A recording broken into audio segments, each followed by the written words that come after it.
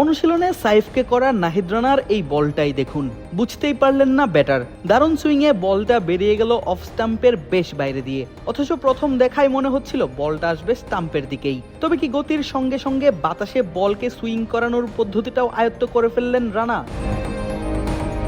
Pace bowling unit নিয়ে সবথেকে বেশি লাক্সারিটা বাংলাদেশের, এমন কথা বললে ভুল বলা হবে না একটুও।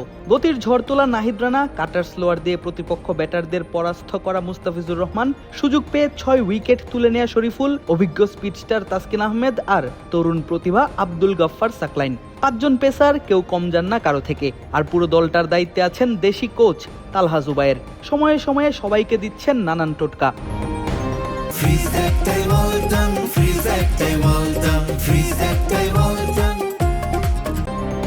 শুধু কোচ নয়, দলের সিনিয়ররাও শেখাচ্ছেন জুনিয়রদের। সাকলাইন আর শরীফুলের এই ছবিটাই যেন প্রমাণ করে দলে পেসারদের মাঝের বন্ডিংটা কতটা স্ট্রং। কদিন আগেই প্রেস কনফারেন্সে তাইজুল বলেছিলেন, পেসাররা নিজেরা নিজেদের কাজ নিয়ে করেন আলোচনা, আর সে কারণেই এই ইউনিট এখন সবথেকে বেশি শক্তিশালী। দেখা গেল সাকলাইনকে মাঝে বসিয়ে বড় ভাইয়ের দায়িত্বটাই পালন করলেন তাসকিন শরীফুলরা। যতই সময় যাচ্ছে বল হাতে ভয়ঙ্কর হয়ে উঠছেন কাটার মাস্টার মুস্তাফিজুর রহমান। যেখানে গতির ঝড় তুলে প্রতিপক্ষের উইকেট নিচ্ছেন নাহিদ, সেখানে ফিজের মূল অস্ত্র তার স্লোয়ার। সময়ে সময়ে করেন কাটার, বাউন্সার। শেষ ওয়ানডে ম্যাচে অস্ট্রেলিয়ার বিপক্ষে একাই 6 উইকেট শিকার করেছিলেন শরীফুল ইসলাম। টি-20তে সুযোগ পেলে যে ধরে রাখবেন সেই ছন্দটাই, সেই বার্তাটাও এই পেসার দিয়ে রাখলেন অনুশীলনে। অভিজ্ঞ তাসকিন আহমেদ তো আছেনই, সেই সঙ্গে এবার যুক্ত হলেন আব্দুল গফফার সাকলাইন। অভিষেকের অপেক্ষায় থাকা এই পেসারও প্রস্তুত একাদশে সুযোগ পেলে সেটা কাজে লাগানোর। সেরা পেসারদের মাঝে একাদশে কাকে জায়গা দিবেন অধিনায়ক, সেটা নিয়ে কি ঝামেলায় পড়তে হয় খুব বেশি, জানালেন লিটন দাস নিজেই। এটা একটা ভালো জিনিস যে আপনার বেঞ্চ সাইডে অনেক স্ট্রং, আপনি যে কোনো প্লেয়ারে খেলাতে পারবেন বেস্ট 11। এটা একটা ভালো কম্পিটিশন, আর at the same time Bangladesh টিমের জন্য ভালো যে আপনার বেঞ্চ অনেক স্ট্রং হচ্ছে। সো দেখেন, আমি আগেও বলেছি Taskin and Fizz big name,